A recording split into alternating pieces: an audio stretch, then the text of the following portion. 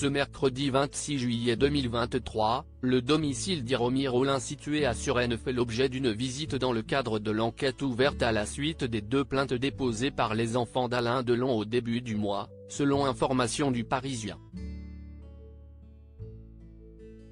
La dame de compagnie de l'acteur français devrait ensuite être entendue en audition libre. Le 5 juillet 2023, Anthony, Anouchka et Alain Fabien Delon portent plainte pour harcèlement moral et détournement de correspondance contre Hiromi Rollin, présentée comme la dame de compagnie d'Alain Delon. Dans les colonnes de Paris Match 2 ans plus tôt, l'acteur français présente celle qu'il connaît depuis de nombreuses années comme sa compagne et loue sa présence à ses côtés tout au long de sa convalescence à la suite de son AVC survenu en 2019. Toutefois début juillet, l'acteur français se joint à l'action en justice de ses enfants. L'avocat des plaignants déclare « Je suspecte un abus de faiblesse et je compte sur l'enquête pour l'établir. » Cette femme qui s'est installée chez lui, se montre de plus en plus agressive, dénigrante et injurieuse à son égard, et à l'égard de ses enfants.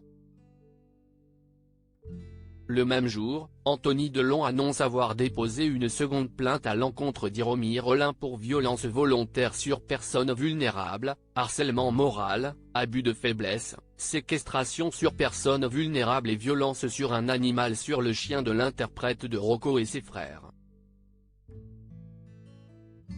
Expulsée de force de chez Alain Delon, la mise en cause se défend, conteste l'intégralité des faits et plaide des relations complexes avec les 3 enfants.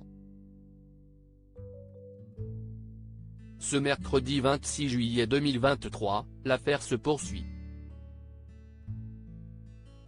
Une possible perquisition selon les informations rapportées par le Parisien, le domicile d'Hiromi Rollin, situé à Suresnes dans les Hauts-de-Seine, fait l'objet d'une visite domiciliaire depuis 9h20 ce mercredi matin.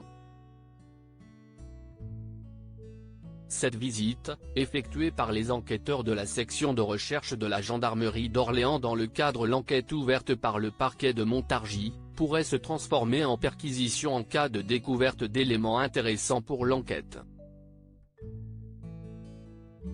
Le journal indique que l'ancienne assistante réalisatrice devrait ensuite être entendue en audition libre.